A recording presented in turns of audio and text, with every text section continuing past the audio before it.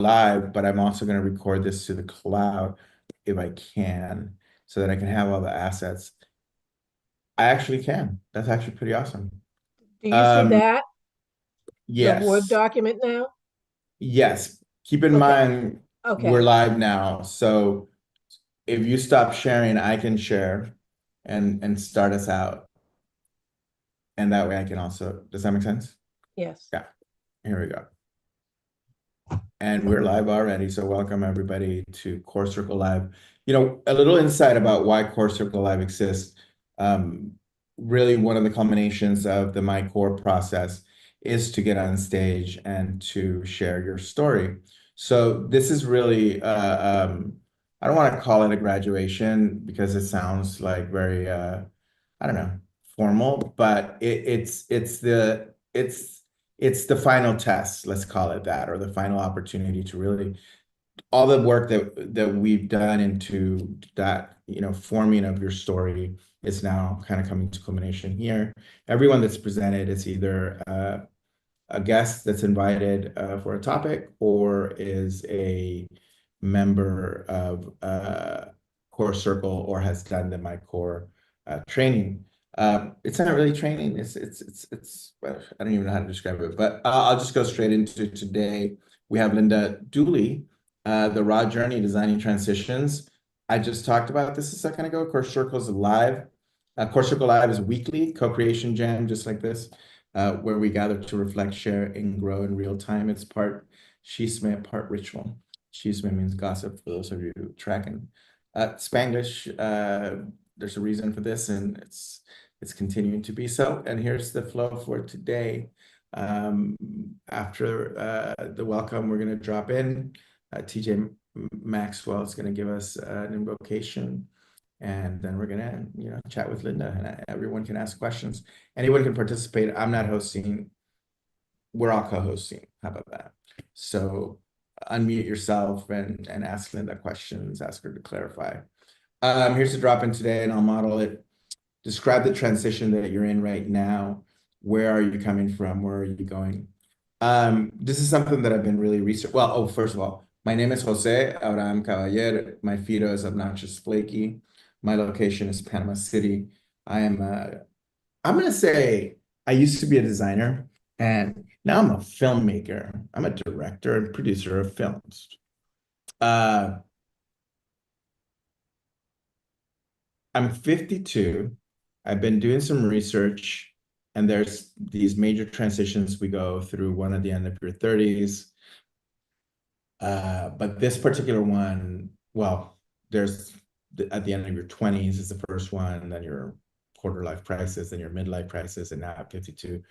The astrological term they're calling it is Chiron return. It's like, and the more I dug into it, the more I understood that it's kind of like, you know how you just like before you did everything out of force and out of sheer willpower and discipline, and like you just had to like, you know, pull yourself up from the bootstraps. All of that stopped working. Like I can't force myself anymore to do anything. Like I can't I have to be there. I have to be aligned with what it is that I'm doing. I have to feel it. I have to be in flow with it all. And that's really fucking annoying. It's just so annoying because it's like your brain is not responding to you. It's like, come on, do this thing. And I'm like, nope, nope, nope. I'm chilling. I'm kind of calm right now, and I don't want to like, be aggro, so chill out. So that's kind of like one of those difficult, transitions where you have, well, it's not difficult in the sense that if you fight it, of course it is, but you have to, I had, speaking of I, just all, I have had to surrender to it, that it's not a fight, that it's simply, this is it. This is the next, this is next. This is how you have to go from just from embodied wisdom. Use your words as people tell their kids sometimes, use your words, ask for what you need. So the universe has been asking me to really kind of like level up, and I'm coming from, the more I see it, from these 9 years of like pretty crazy journey, but I've also created a lot of things, and there's not a sense of completion. Um at that like whiz bang boom moment. And then I realized, or I have learned to be more pragmatic about it, that there is no whiz bang. It's just the day to day, right? Whatever impact you've made, you need to really maintain it. And like the biggest thing is myself, right? My day to day, it's like a plant, like so the whole heroic effort and like, woohoo, obnoxious, flaky, like, burst of energy and then you pass out, it's really not sustainable. And that's really where I'm at. And that's my transition. And I guess where I'm going is yeah, paradise. That's where we're all going. Um, but without, I don't know. I'll say that it's the next place, right? I'm kind of heading to that next place. Sound mysterious, and I'm complete, and I'll choose Kevin. Thanks, Jose. I'm Kevin Mooney. I am obnoxious evil. I'm in Bend, Oregon. I have called myself many things: brand strategist, more recently brand architect, but this ties into my transition. I think I'm a collector of stories and inflection points. And that's because the thing that I enjoy the most about the work that I do is the storytelling aspect of it. And those aren't necessarily my stories, they're everyone else's stories that I either see myself in or see myself landing in that space. And so I think at one point I came from a place of clarity and then things were not so clear anymore. And I'm going back to that idea of clarity and trying to have fun with things. And that's the transition that I'm in currently. And much like Jose, I think I've fought it for definitely the last year, if not the last 2 years. And I'm starting to surrender to that idea that my path can be as simple as clarity or the idea of collecting other people's stories. So um, that is, oh, location. I'm in Bend, Oregon. I think that's all I have to say for my transition. Felice, your turn. I put the drop in into the Kevin. into the notes so that your image goes full screen. Yeah, instead thanks. of- So my name is Felice de la Gatta. My Fido is dorky and then evil, obnoxious, and both evil parts. I am in Panama, and I am a brand identity designer. I think what's the transition? I mean, this is a very long transition. I was before when we were getting ready to go live, and I read the drop-in question for the first time. I realized, wow. Um, I went and counted them. I've been through 17 countries in the past 6 months. Um, so just learning the number, I didn't really count them while I was doing it, but then it just hit me like, wow, that was like, I don't know. I don't know what was going through my mind, but it was amazing. I would do that again. I will do that again. I have a whole new continent to explore, but it was a lot, and I knew that there was a destination at the end of this trip. But when the trip started, I thought I had the destination in mind, and then I ended up in a totally different place. Um, so my transition is a geographical one. It's transition between places. And I feel like now I can put my bags down and um, find peace in that sense for a while and focus on other things that are important to me now that you cannot run away from. It doesn't matter, you know, how far you travel or many countries you visit in a month. And so um, I was also coming from a crisis of purpose, uh, but with the help of this community and the community that I found here in Panama, the work that I'm doing, that seems to be behind me. I haven't been this excited about work, and for us, independence, uh, work life, is there really ever a difference? I know that there isn't really for me. Um, so it's a big thing to be excited again. Um, about the craft and about um, just seeing this thing that we do,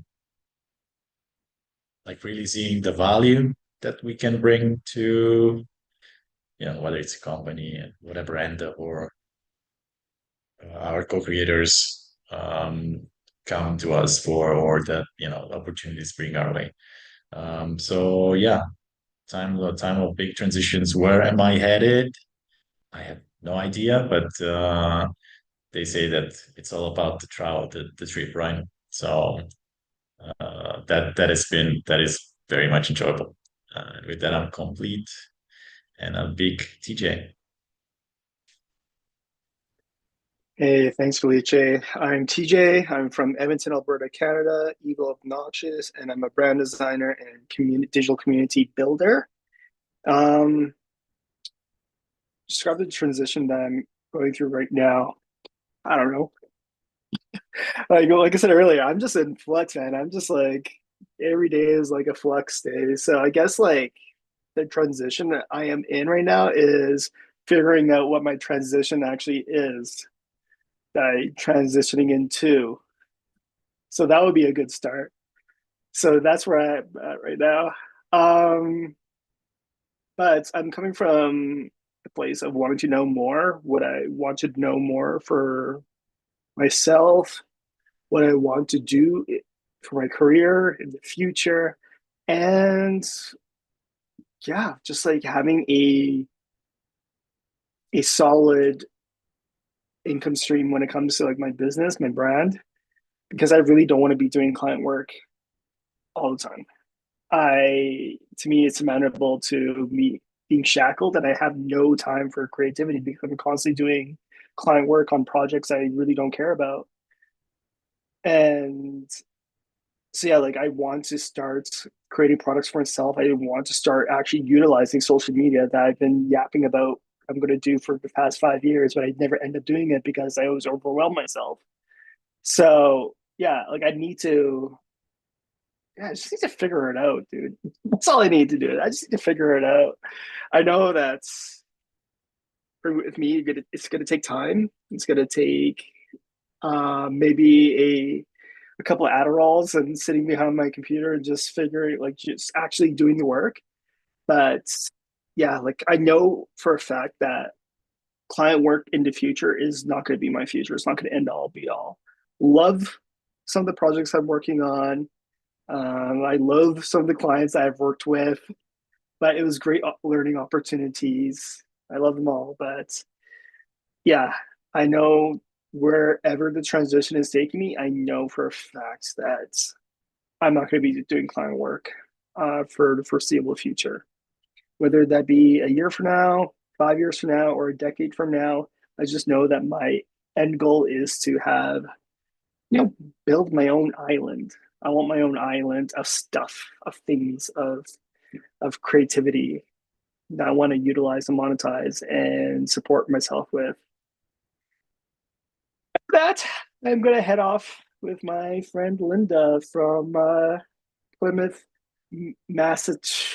Fuck, I can't say the word. Never mind. Linda. Massachusetts. I for the longest time, even when I was a kid, I always end up saying Massachusetts, whatever. That's close enough. Don't worry about that. That's what you get. Everybody knows what you mean. Boston, that's what everybody calls it. Well, everybody from Canada calls it Boston. I am Linda. I am dorky with equal parts obnoxious and evil. I'm from Plymouth, Massachusetts, and I am a graphic designer and brand strategist, the transition designer. I am in a state of transition myself. I want to be fully immersed in providing people with brand strategy, and the people that I am passionate about helping are women who are going through a transitional stage of their life. I lost my husband. It's almost 15 years now. And I want to be able to make women's journey through that loss and rebuilding a lot easier than I had it when I started. So that's my story. And I'm not sure where to go from here, but I am complete as far as my drop-in goes. And Jose? Beautiful. Thank you, Linda. Those are amazing drop-ins. So now that the drop-in is complete, TJ Maxwell is going to do the invocation, which is both an introduction to the topic of today, you know, the you as a member of Core Circle, and I'll prompt it for you to make it easier, TJ. What's your experience of Linda in Core Circle and in the community from, you know, you've been managing or helping create the community. What's your experience of her? Yeah, my experience with Linda, she's always a kind, endearing person. Like she's like that cheerleader in your corner that pumps you up. No, not a negative bone in her body, which is really cool. It's nice to have in a community. So she's basically what the community embodies, what all of us bring to the community. Like just imagining the system, it's like, yeah, Linda is a natural fit for our community and is basically part of the DNA of what makes this community great. So, yeah, that's Linda. What would you like to see from her story today for you personally, as a creative, as TJ, as a Canadian, as a person of color, as a mixed person of Caribbean descent, which makes, by the way, 3 of us here on this call. Ooh. I would like to see, I don't know, just listening to Linda's story. I'm a observer, I'm a listener. And if I can take bits and pieces away, and if I can, you know, nibble on the nuggets that she's dropping, then I'll nibble away. That's, yeah, I am in listening mode. Awesome. And Thank you. Yeah. All right, Linda, that was the invocation, welcoming you to the stage. Here you go. It's now your time.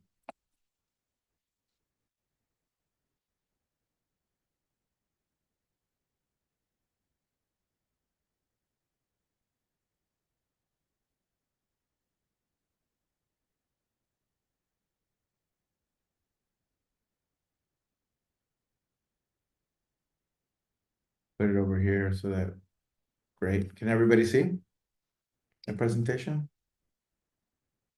There you go. Excellent. There you go. Beautiful family.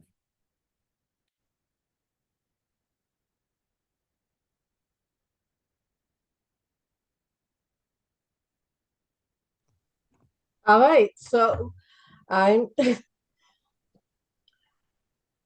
15 years ago, I got a telephone call. My husband had had a heart attack and he wasn't coming home. And in this slide, my family was complete. We were happy. We were finally getting things done. I was planning to be an artist and just indulge in my craft. But things weren't meant to be. Those things were not meant to be. Oh, it moved again.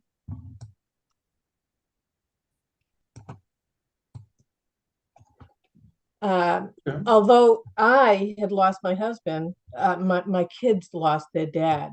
And he was the fun one of our couple. I was more strict and he was like goofy and fun. Isn't that interesting that we always, our partners are always our opposites of what we need? Yes. So, it was raw. It severed all of the plans that we had. It shattered the dreams that I had for the later years of my life. And I had my daughter when I was 37 and my son when I was 42. So it was the later years of my life. And it was difficult. But what I need to say here is that when someone loses another member of their family, it's different than when you lose your spouse. There are secondary losses when you lose your spouse. I mean, you lose not only your identity as a wife and a part of a couple, but you lose the partner, parenting partner. So you lose financial support, you lose confidence in who you are, who you have been known as for however many years.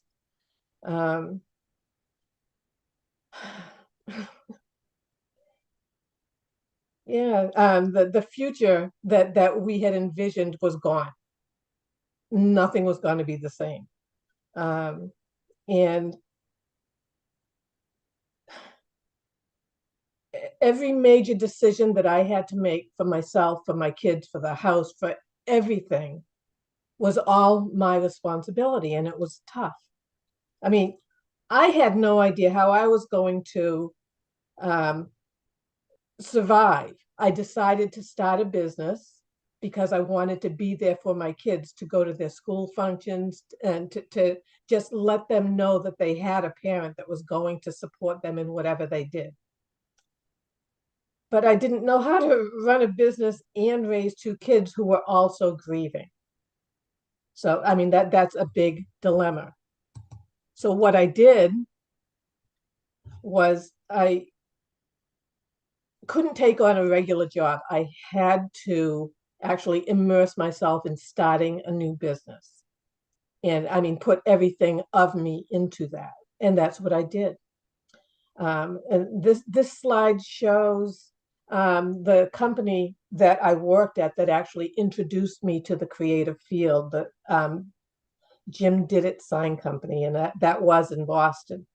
And I loved working there.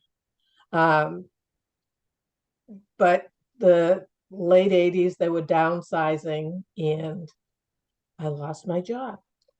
I had always had work on the side, helping people that the owners of the company gave to me. But I decided to start my own sign and design business, and it was great. And that worked for many years. It worked until I met my husband and moved to Plymouth. Now, Plymouth wasn't the same environment. There weren't the kind of clients that were even willing to pay for the services that were involved in providing signage. But I, as a supplemental income, started doing side work in graphic design, like making a flyer for someone or business card or whatever, just so that I'd be able to, buy clothes, toys for the kids and all of that. That's what I did.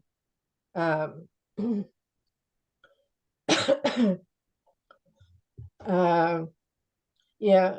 And one of the things that I realized was that a woman in breaking into the business, this business, was a lot more difficult now than it had been in the early 90s.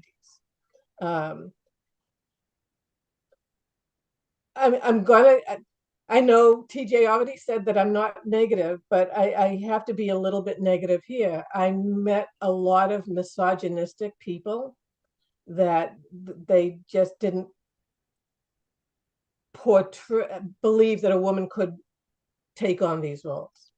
And I figure a woman shouldn't have to explain herself 3 or 4 times to be taken seriously.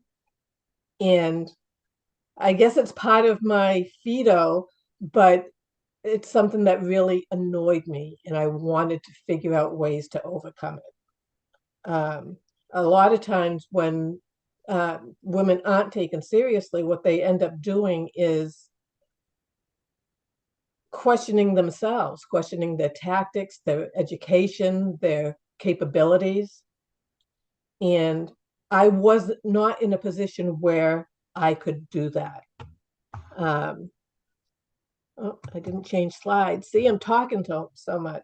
That's okay. Like slide awareness is, you have to practice so many times to stay in. Okay. But you're doing great. You're doing great. I have a question. Just so you mentioned something interesting about the challenge of taking it personally, or feeling that it's you versus it just being how men might have the tendency to I would say turn off the flame of an entrepreneur, a woman as an entrepreneur. Right. How did you overcome that? Like how what was your primary I think it's just way of doing that? Perseverance, and proving myself again and again. I wasn't in a position where I could wimp out, so to speak. I had to make sure that I was able to provide for my kids. And I think that's when I started talking about what I had gone through. And I do have slides. I don't want to interrupt this. I can go through it afterwards. But all of the different things that you lose when you're widowed, all of the things that you gain when you're an entrepreneur, I don't want to say they cancel each other out, but there's like a juxtaposition of both of those things, and you have to find a balance. I had to find a balance between the two, because I couldn't go into business and be bitter about the people I was encountering.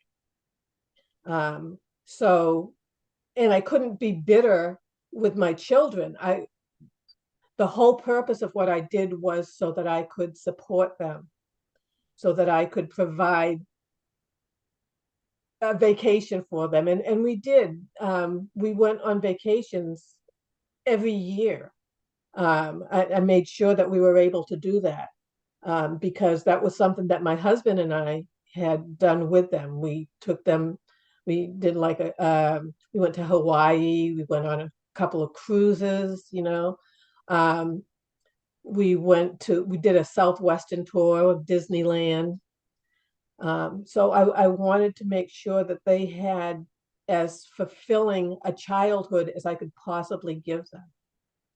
Let's talk about your kids. Actually, you have slides 7 and 8, like one after. First of all, the next slide where you're in the office, and I apologize for interrupting the flow a little bit. But what I want to see from slide 7, if you go to slide 7, the next 2 slides, during Core Circle and during the experience, there's communication with them. Here's what I'm curious about. One, what role have they played in helping you as an entrepreneur and as a creative entrepreneur? And is there a particular role, or have they struggled with, being biracial, or, that whole kind of struggle that we go through here in Latin America of like, oh, my hair is curly, or I'm different than most of my kids, most of the kids in my class. Well, So that it's two questions. What's the okay. role of your kids? Tell us their names if you want to, etc. Who Okay. are they? Well, my kids, and I did this on purpose, although it's kind of a weird thing to do. My daughter's name is Rachel. My son's name is Michael. When they were young, I made birthday banners for them. And I only had to change the first two letters of the banner because my daughter's name is spelled Rachael, and Michael, you know how that's spelled. And they were very supportive of me. They were proud of me. They knew that I had their best interests at heart. And I mean, they were grieving. They went through a period of grief, and I mean, things weren't always smooth. But you asked about the racial interracial part. My daughter's very light skinned. My son is lighter than me, but he still has brown pigment to his skin. I was amazed at the way how differently they were treated in school. And we're not going to talk a lot about the Puritanistic Plymouth, Massachusetts. But Rachel, she excelled in school. She hated the word challenge, but I used it a lot with her, and I challenged her constantly to do better. She was reading when she was 3 years old, and people don't believe me. Her preschool teacher said, no, she's just memorized the books that you read to her. I mean, kids are good at doing that. And Rachel, on cue, turned around at 3 years old and said, Mama, what is lice? Because on the wall of the preschool, there was a notice that said your child may have been exposed to lice. So she had read it. I mean, clearly she didn't memorize it. So I thought that was cute. In this picture, the first picture is Michael getting his first, his red belt, actually. He didn't have the belt, but he had just earned it in karate. The middle picture is Rachel getting her driver's license. And the final picture is Rachel realizing that Michael had outgrown her. See, TJ, I can't even say my son's name, and you're worried about saying Massachusetts. All of these experiences that I was still grieving. My husband wasn't able to experience these things with us. The kids weren't able to share these things with their dad. Michael was 9 when Stephen died. Rachel was 14. But life goes on. There are plenty of times that I prayed that I was making the right choices for my kids. I enrolled Rachel in guitar classes because I thought she needed something besides just academics in her life, and she enjoyed it. I got her a guitar for Christmas. I don't know if her guitar teacher was a rock star named no, what was his name? I don't remember now. Anyway, he was in the Thunderbirds, and he was great. And I explained to him why I was enrolling her against her will, kind of. But she got along great with him. He was wonderful with the kids. Michael was able to do some drumming while we were at her practice sessions. It was nice. Again, life goes on, and I really wanted to make my kids' lives the best that they could be with me. And looking at the next picture where they're graduating, obviously your kids now, I think Rachel just got married. Okay. You're going ahead You of want to me. go back? You want to go back into the flow of it? I'll Well, stop asking questions. well, no. I mean, I can catch up. Let me just make sure that I've said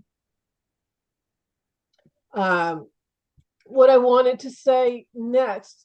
While I'm still on the negative, slide 6 is where I was, right? When I wanted to become the best I could possibly be at what I was selling, the graphic design, the strategy. And when you're working to become skilled at something that you consider your calling,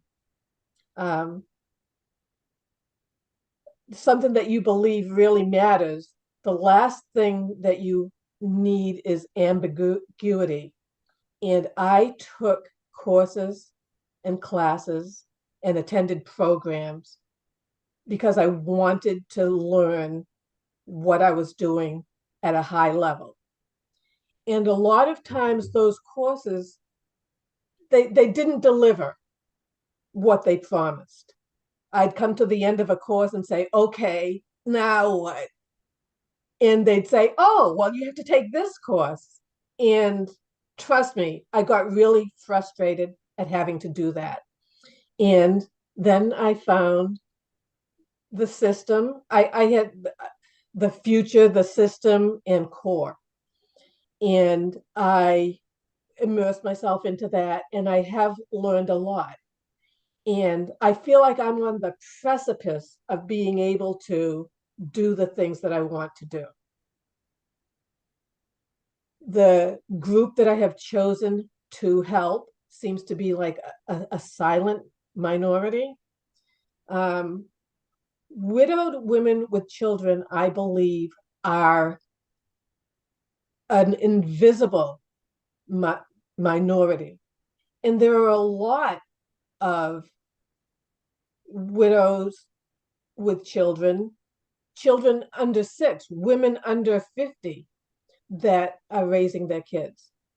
And I've seen it in the communities. I'm a member of lots of widows communities for that reason, to understand what it is they're going through, what it is they need help with, and offering that, like forming my offering in a way that will help them as much as possible. And I put up posts, I engage with people, and the TJ, I'm sorry to disappoint you. There are a lot of women who want to be pitied.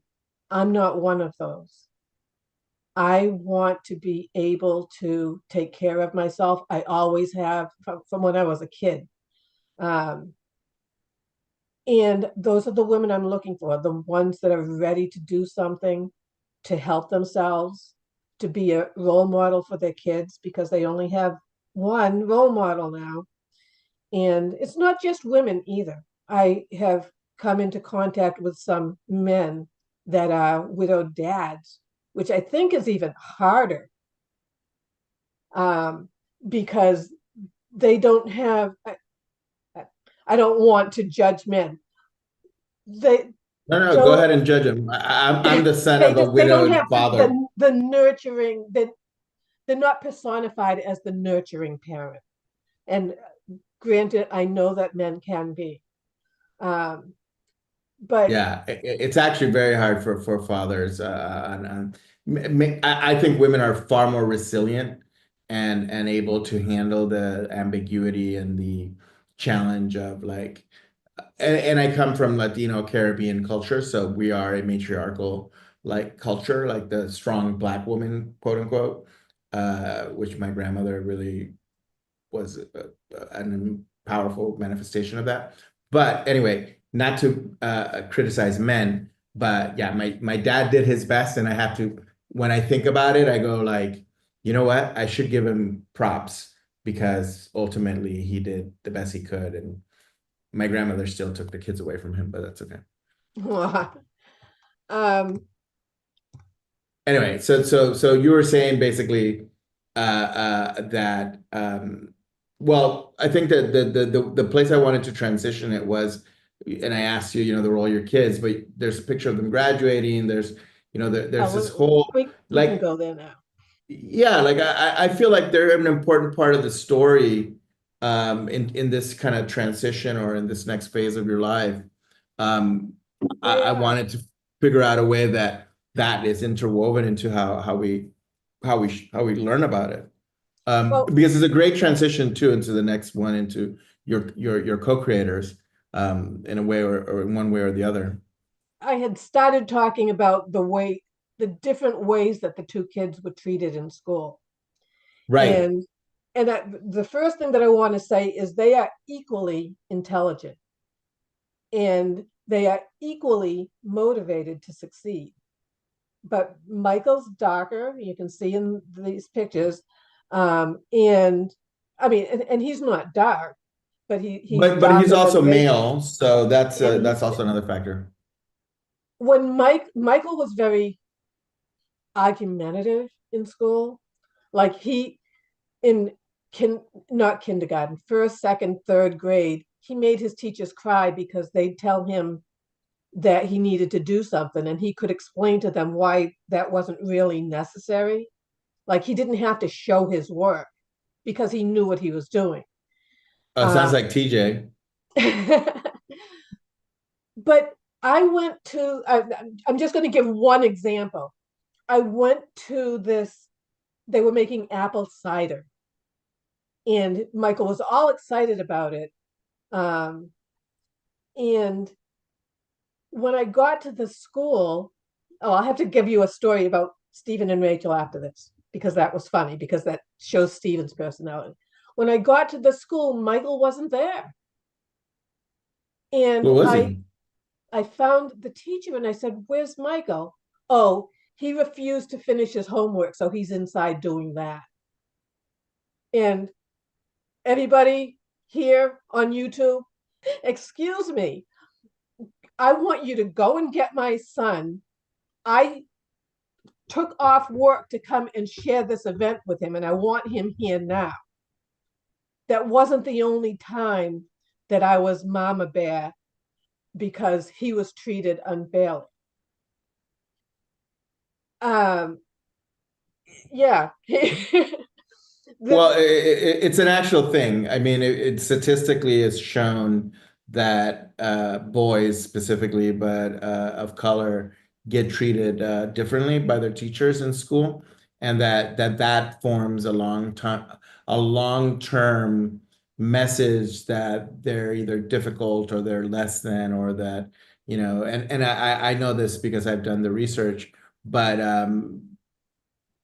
it's not obviously sad, and I didn't experience it for a while because I went to private school, and then finally I went to public school for the last 2 years, and it was interesting to see the dynamics, of color. And my name is Jose, obviously, but I actually hid it. I went by my second name. I did all these things to kind of try to like pass through it all, but at the end, the experience was one that was telling in general. And you're on the East Coast in Massachusetts. There you see TJ, Massachusetts.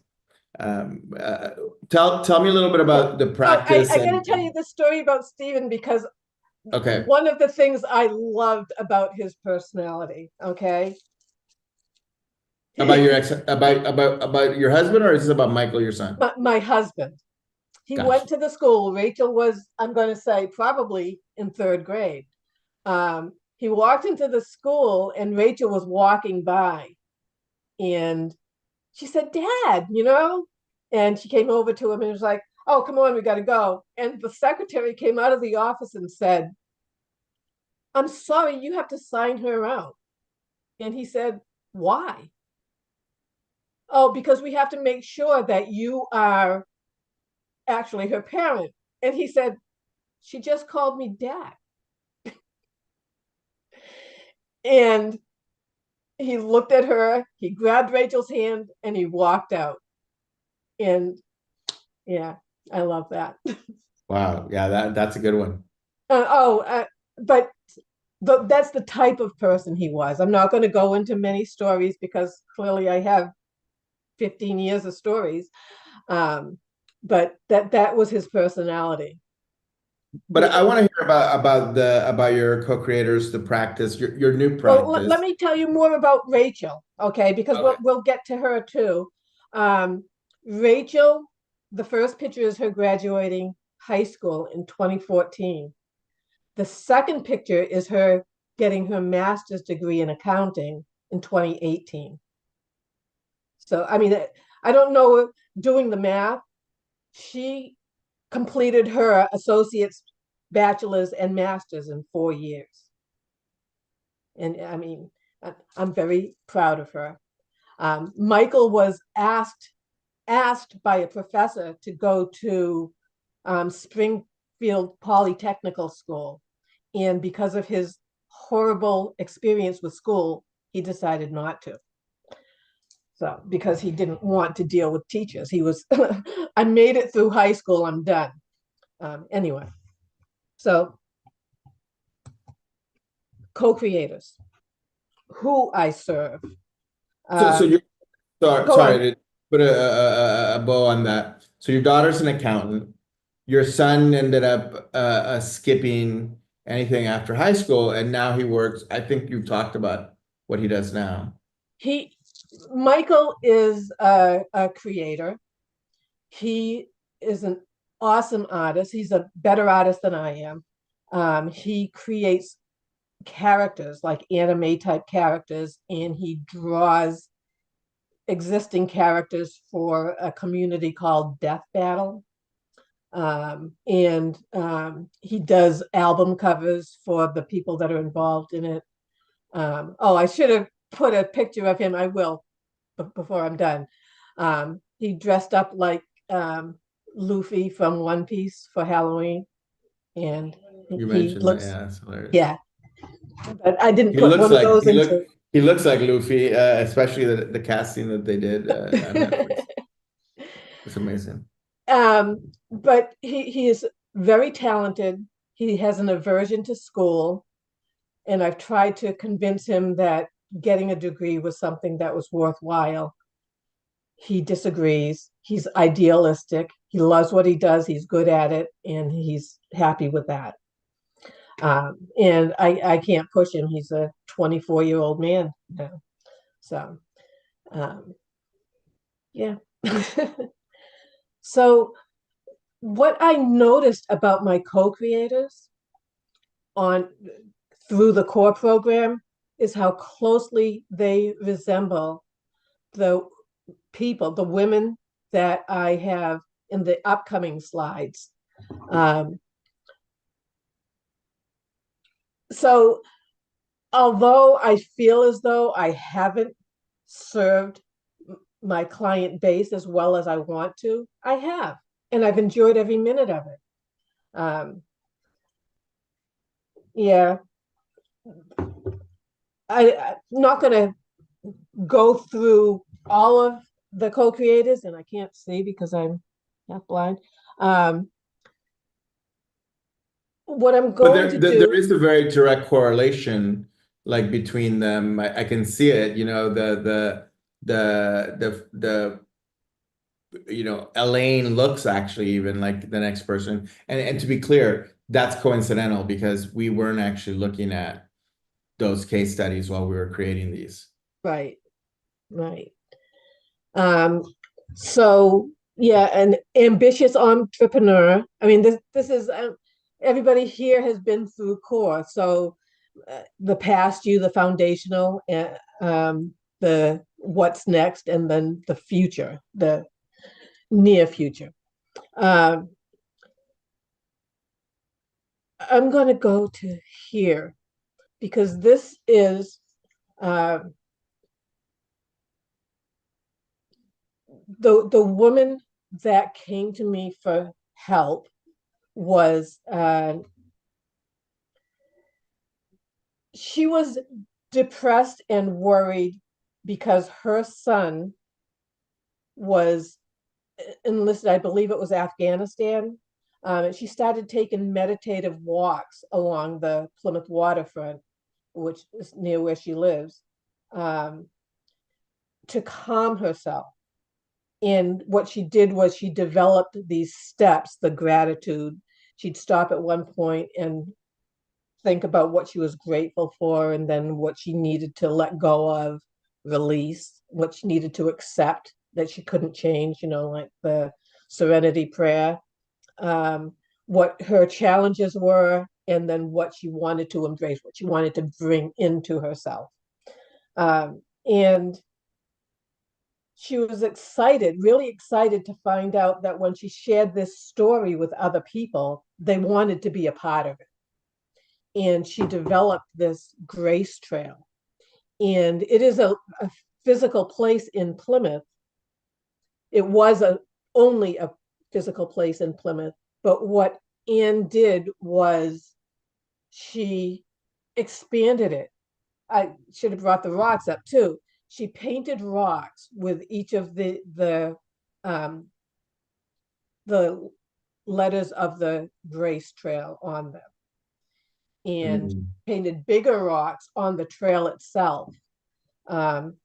She gave these 5 rocks as a package to people who were interested in going through the meditative exercises. And it has become a nationwide phenomenon. I see it. Yeah. She was named Coach of the Year. She was in TEDx Willingham. I'm zooming in, really zooming in into that. Oh, okay. Into that map in the middle. Amazon bestseller, for her book. And then she sells the rocks with the cards. Like, it became a whole thing. It is a whole thing. And her kit was the pain of losing, well, not losing, but of having her son be, losing. Yeah, being in right. Just getting over that worry, that dread, that fear of what might come next. And her son did come home. He's well. Just to let everybody know that. But what it did was it sparked this incredible movement. And I was really happy to be a part of that. And I love that. Yeah. Because of time, Linda. Let's move on quickly. Well, I wanted you to show a bit of the work and the process, and then also open it up for questions. Okay, let me go to Ellen first. Can you see that whole slide? Yep. We're seeing your whole slide. Okay. She's a little cut off, but that's okay. We get the gist of it. Okay. I wouldn't worry about it too much. Okay. All right. Yeah. I'm not going to be picky. I'm not going to be dorky. Okay. So Ellen was my first, and she was not a paid strategy session, but she did pay for everything that went along with it.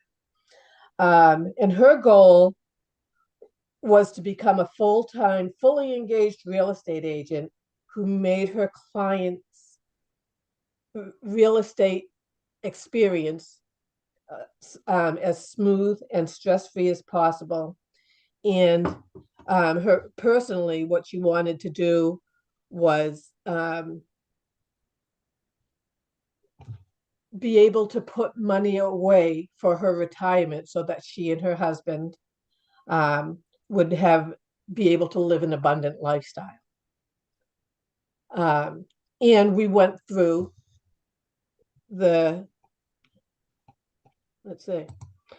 we went through the whole strategy session. And what I'm going to show you, what I'm going to walk through right now, is the roadmap that I actually printed, bound, and gave to her, because she was able to relate to something physical in her hand better than having, which she also does, a PDF version of it online. I went through all of the core questions, and it was an enlightening experience for her. I mean, I knew what I was doing. I'm not happy with this. It's yeah, you have to move the green box up a little bit, so that it shows the top of your slide, and then expand it a little bit. The box is flexible, or Oh no, actually, I know that, but I don't know. oh, you're scrolling inside the browser. So Yes. on a Was it? Mac, I know you're on a PC. It looks fine. You want me to Okay. present it? I was How about gonna that? say, why don't you do full screen on this? Yeah, yeah, And yeah. Well, here, because I'll I present could, it. then I'll be able to see the slides larger and I can talk better about them. There you go. Okay, I'll stop share. Oh, yeah, you can stop. Okay. All right. This is what they were getting cut off. You were in the goal slide. Up, Okay. but you're here. Okay. Here, So I'll widen it up. we went through this process and it was something she had never done before. But I knew, thanks to having gone through the core and having done the practice sessions, how to walk her through it. And she enjoyed the process. You can go through them faster if you don't mind. We developed an archetype for her. We developed her culture and her customer and all of the attributes. And then we developed her brand statement. And she stuck, that's what she has stuck with. That's something I don't know if you saw in the testimonial that she gave. She goes back to that even today. And this is years later. She goes to it every chance that she gets to make sure that she's staying on point, staying on focus. Caveat, I have to say, she's my daughter's mother-in-law now. So, Got it. Which, by the way, that's how business happens. yeah. Family is definitely one of those things. And not to bring this up, but look at that. That's such a beautiful wedding. I would say that your masterpiece as an artist is really your kids. Oh, I'm very, amen. very Yes. impressed. Yeah. Yeah. I mean, look at Yes. that. That's just such a cute wedding. It's brilliant. You guys are all matching. So let me ask you a few questions, and then I want to open up, to other questions. Yes, please. From what's interesting is that you have a familiarity with the people, meaning around you that you've done this with, your team even, there's a familiarity with it. Have you done a session with them, with your team, with your family, like a our core kind of thing to it's a I crazy have question. done that with the women in the middle, Chris, and I have done that with my son Michael. I haven't done it with Beth or Anne, different Anne, by the way. I haven't done that with them, but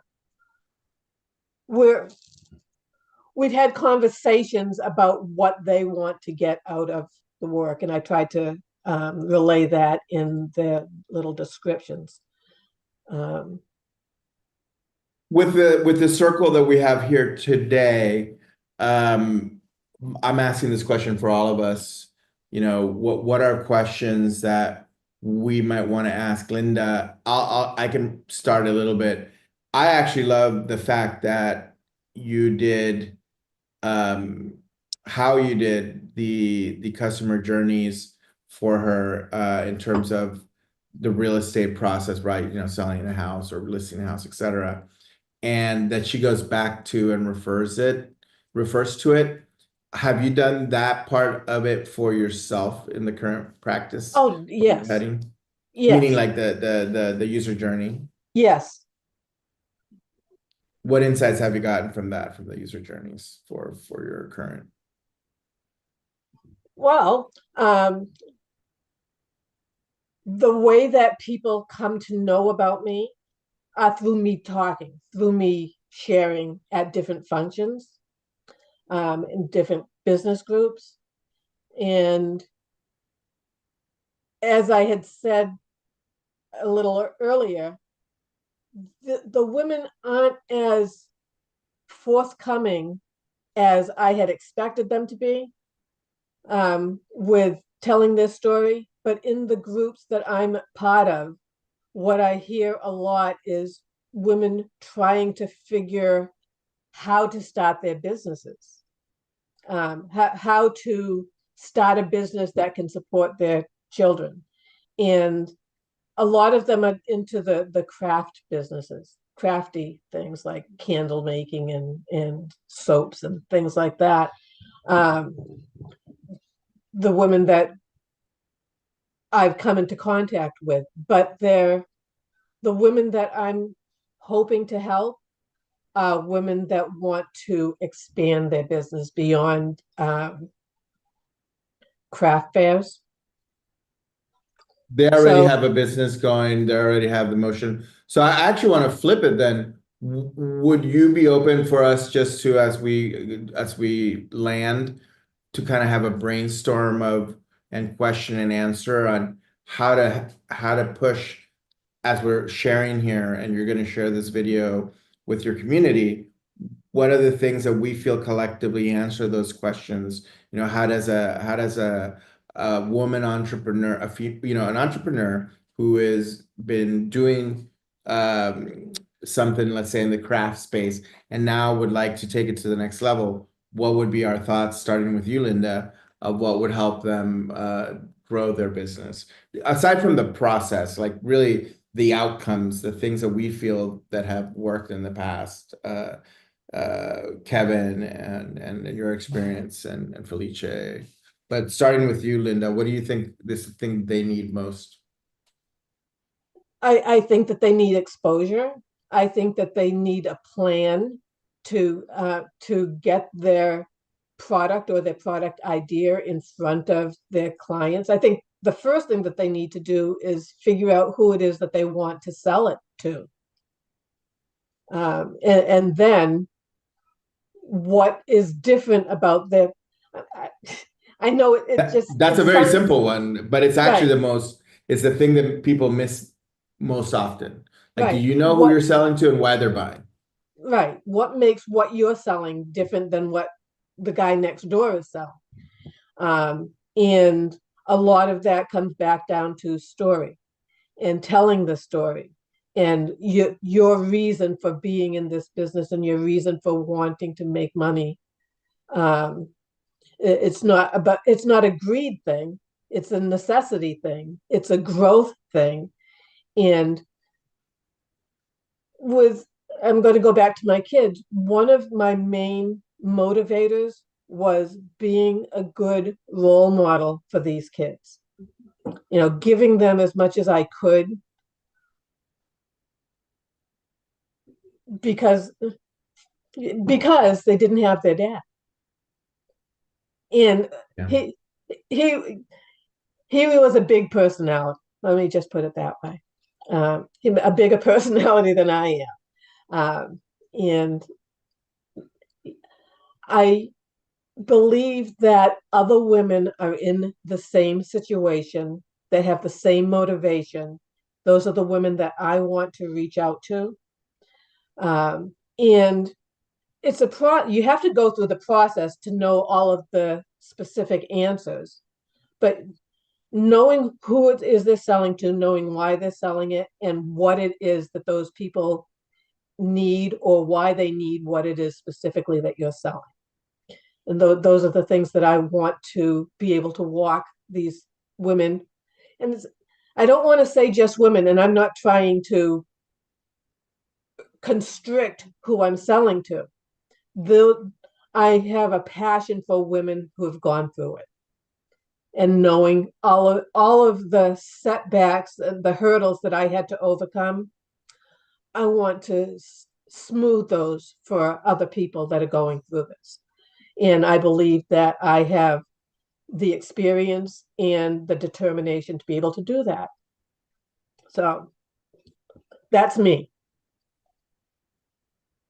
I love it. Thank Linda, I have a question for you.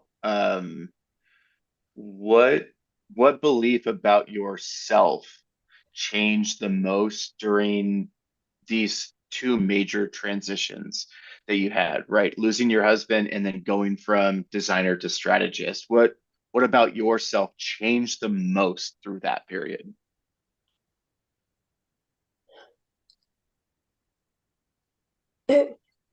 That's another contrast because I wasn't ever really I wasn't a shy person, but losing my husband made me very, very vulnerable. And I did question every decision that I made because I was deathly afraid to make the wrong decision because of it now affected my family and not just my children, my extended family. And then I had to get over it. I had to be able to speak in front of a group, which you think I'm bad now. I was petrified. I literally was vibrating when I had to like do a presentation at one of these business groups. So I got over that. I learned how to explain what it was I was selling. At that point in time, it was graphic design, logo design, collateral, and I learned how to do that. And then this is an interesting thing. When I decided to transition into the strategy, because I knew that many of the clients that I work with in graphic design hadn't done that. And I saw that they were making decisions that they didn't have all of the information to be making. And I wanted to be able to help them to get from where they were to where they wanted to be. And I started studying brand strategy. Even before I heard about the system or the future, I started studying how to do that. And when I actually joined the future community, it was almost like an omen or a curse. One of the first things that Chris said was, now you don't want to go into this if you have an elderly parent that's going to need you. And at that point in time, I didn't. But within 6 months, my father had been diagnosed with Lewy body dementia. So that threw a wrench into the works as far as a smooth transition from doing the graphic design to doing the brand strategy. Although I had gone through all of these processes, I had to step back and take care of my father. And then came COVID, and he, sad, thought that COVID was a bug, like an insect. He had dementia at this point, and he was like, can we just clean all of these COVID bugs out of my house? And we cleaned his house, but clearly knew that that wasn't going to solve the problem that he was facing. So that transition has been much more difficult because I know what I want to offer, but I am frustrated with the fact that there are so few people to offer it to. And reaching the people that I really want to help seems like, I don't know, an exercise in futility. But I know that they're there. I know that these women exist, and we're out of time for that, but I have statistics and research that I've done. I know that they're out there, and all I want is 4 clients a year. I mean, I'm 67. I'm trying to learn how to be a senior citizen, but be a productive, insightful senior citizen. I don't know if I answered your question. If I haven't, asked whatever I missed. You're doing great. You're saying whatever you want to say, and I think that that's perfect, right? That's what we're looking for here. Have you been on Kevin Mooney's podcast? It's pretty much that. It's like whatever. Yeah. But here's something that, to make it very concrete, because I'm going to share from my experience, Linda, and I'm pretty much a senior citizen in many ways. Like it's hard for me to go in a straight line. Actually, and I was like that when I was in my 30s. So it wasn't. It's not like I suddenly like. Sure, I've slowed down a lot. I can't remember words, and kind of or I freeze a little bit. Part of it is because I'm speaking another language or I'm in two worlds. But I began to understand that my human design and my of course my Fido, but that that I have to work with other people, and that I'm great at leading and at putting together projects and moving them forward and getting people excited. But when I'm trying to do things on my own, it's a lot harder to get things done. And the tough part is that what I realized is that my past experiences where I wasn't able to co-create with someone successfully because of whatever, reasons, whether and most of them are always like, collective. It's not just your fault or the other person's fault. It's a collection of, reasons. But the key for all of this and for all of us, the people are out there. You have to reach out to them. You have to ask the people around you, us and whoever else you have directly around you, your team, your son, your daughter, your friends, your former clients. You have to ask them, hey, do you know other people that need this? And then the second part, which and another community member who who was talking about moving in her practice to a place where she was working with other people with a team. She kept on saying, well, I need a team, I need a team, I need a team. And I'm sitting there going like, we're having dinner, you're having dinner with two other designers that are pretty amazing. Like, what is it that you need? I need a team, I need a team. Like abstracting it in her head. So there has to be a way to figure out how we collectively can assess what our abilities are to co-create, and what can, in Spanish the word is aportar, what we can contribute to each other in that experience. So to me, I don't know if that made any sense. There is something about asking and building a crew from the people that you have around you, both in Massachusetts and just online. For example, here's a question, and we can make a clip out of this. Are there other women like Linda in our community that would like to form a circle just to, begin this process? Every single one here, is already doing it. You're doing it with your podcast, Kevin. I introduced you to a few people to interview in the Pacific Northwest. Felice is doing it with his podcast, starting out with his former clients. I introduced him to some people here who need help, etc. So there's an ask part of it that can help in general within the community. But I'm complete. We should really get ready for our upload soon. Did any of that make any sense, Felice?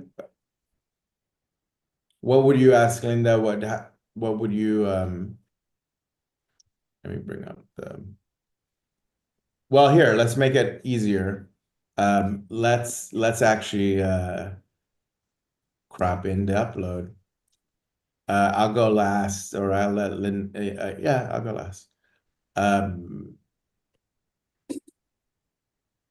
Felicia, you want to go first? Yeah. My name is Felicia. My Fido is Dorky, and then igual Parsival and obnoxious. And I love myself about a good story about resilience, grit, perseverance. So, I mean, um, it was so fascinating to hear about your story of love too. Um, there was something about, seeing parts of myself into the different protagonists of your story. You included Linda and your son in particular, with the trouble at school and being maybe a little too smart to be closed into some specific, put on some specific tracks from a young age, and the difficulty of fitting in. Though of course, I never experienced like anything that I could ascribe as a discrimination. So yeah, I mean, this is the kind of story I love. I love listening to yours.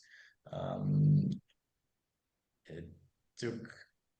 I mean, I can't imagine. I can't even imagine this the strength and determination that you take to keep going all the time and finding the courage when you were ready to relax, to actually start all over again and alone. So yeah, but I mean, I don't know what it's worth it to you, but it's a very, really a great, inspiring story and an example for everyone. And as to where to find these people, yes, these people are out there. I have an example in my own mother, for example. She's very good at quite a few crafts, but she has shiny object syndrome, and she's also alone. Um, our family wasn't able to really stay together because we haven't been kept together by with such ability as yours. Um, but yeah, like I don't have answers, but I see and I personally know, and I have a few examples in my life of the kind of people that you are kind of wanting to help. So um, I don't have an answer as to what's the best way, but yeah, what I can say maybe what I observed is that I see shiny object syndrome in them. And when you're creative, every creative has the same problem. We want to do things our way. We want to do every day something different, which is a lot of interest at the same time. Um, and what I see, for example, for my mother, it would be great for her to have, like, she needs a partner, like someone to take part of the burden and keep her focused on the things that she likes doing. I don't know if that's helpful at all, but some insight from my experience will be that. Um, and yeah, with that, I'm complete. Kevin, do you want to go next? Yeah, thank you. I'm Kevin, obnoxious, evil. Um, First, Linda, thank you for sharing your story. We had talked about this last week, right? And I told you that I wanted to see all the bits and pieces that you don't want to tell anybody. And whether you took that into consideration or not, you did it, and your story was wonderful and inspiring. And I just want to say I'm very proud of you for doing what you've done. And I haven't lost a partner, and I couldn't imagine what that would be like.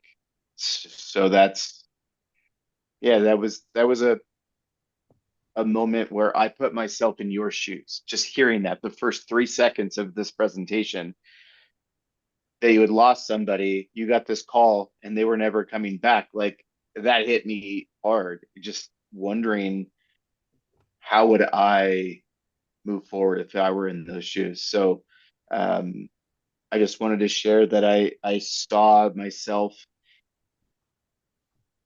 in your presentation with both you and your children and the stories. I was the kid that asked why for everything. Why do I have to do my homework? Why do I have to run laps? Because the coach told me to? That's silly. I don't want to do that. So I understand and I align with all of those things. So I just wanted to say that I really appreciate hearing your story. And in terms of 4 people a year that you want to work with, I'm in the same freaking boat, right? I just want 4 people. That's it. That would that would provide me with more than enough of a financial contribution to the family and enough for my mental stimuli. I think you can absolutely do it. I think there's a lot of people that live here in my community that would work really well with you. So what I'm going to do, I have two in mind right now. I'm going to reach out to them for you and see if they're still looking for this type of work. I think you guys would be great partners. Um, that doesn't really cover what I've taken away necessarily, but it's part of the thing that I'm taking away, I guess, to say is like, I want to help others, and your story helped me realize that right here, right in real time. I've never really looked at it like I'm helping others that much.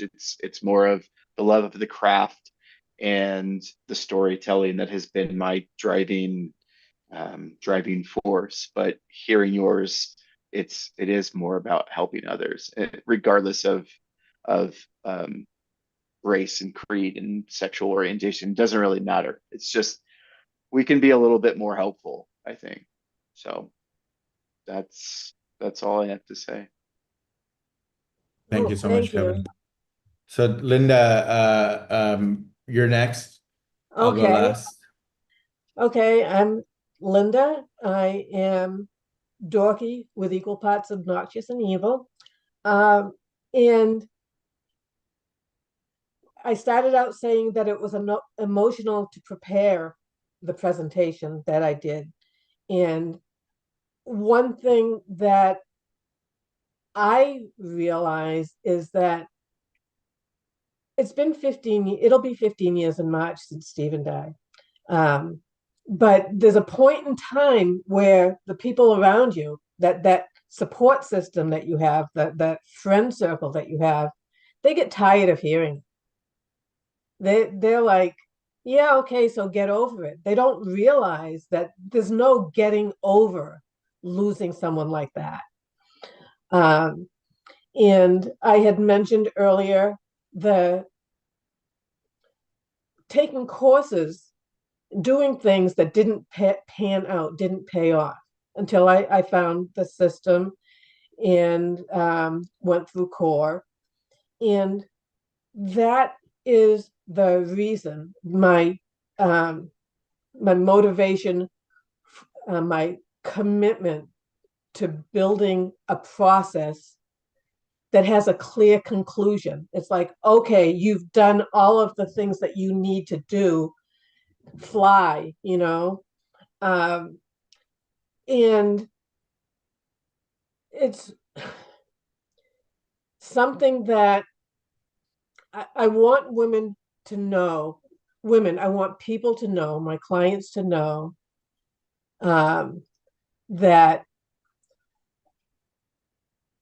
they have the tools that they need to take a confident next step to do the things that they envision, that they dream of doing.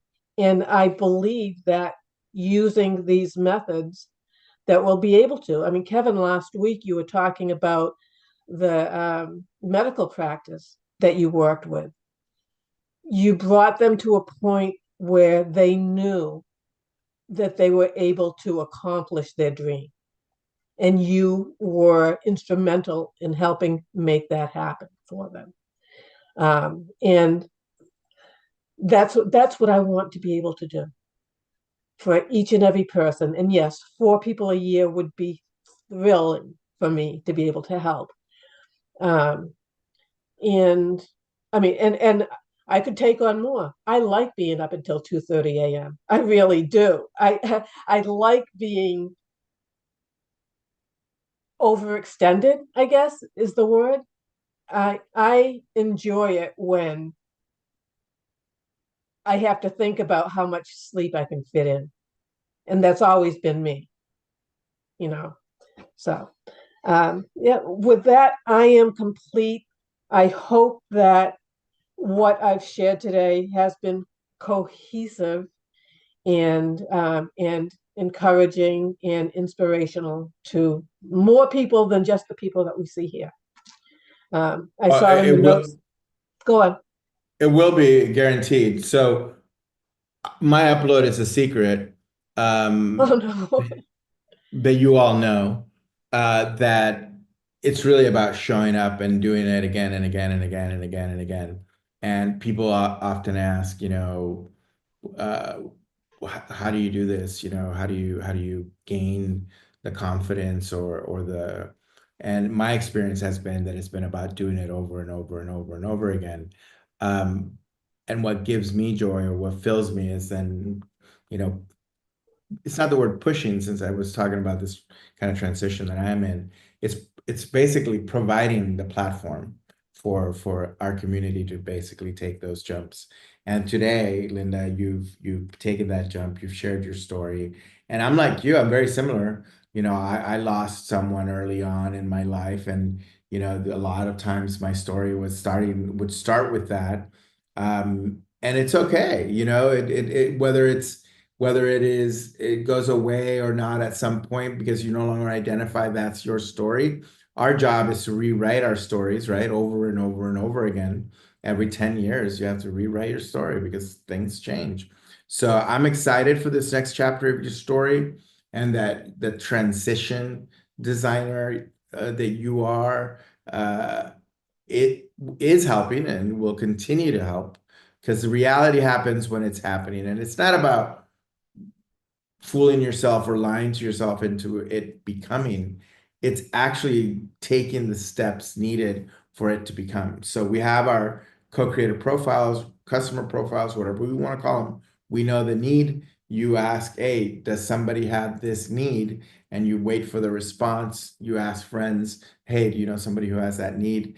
Please, I'm looking for that. And then you showcase your thoughts, you showcase your ideas. The last part of the secret is this.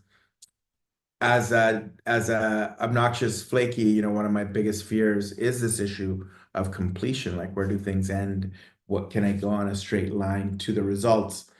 And I've always found that the more I kind of like align and find coherence between what I'm doing and what I want to do and how I feel in the direction I'm going towards, and those around me, and I can express, both my fears, but also my desires, and my strengths and my weaknesses. I'm describing, by the way, my core, all the exercises. When I can express that openly and freely to that crew, if I'm in the right crew, the crew begins to, hey, do you need support moving that forward? As Kevin did very well here today. That's an art form for masters to support each other, both in an active way and in a tangible way, beyond just providing the energy and the ear to listen, but that they provide the needed next steps. So thank you, Kevin. Thank you, Felice, for asking the questions. And Linda, we're excited. We're thank you for sharing with us today your story. That's my upload. Thank you all. Thank you. Have a great rest of your Thursday and a great weekend. Now, let me save the chat because there are things in the chat that I didn't realize were here. So I'll have to read them. Oh, yeah. Please save it. Yeah. There's a little link there. I'm gonna, and I'll give you the link. We recorded this too on Zoom, so you'll have access to it. Beautiful. Yeah. All right, everybody. Have a good day. All right. Thank you. Have a wonderful Bye. day. Nice Yeah, weekend. same.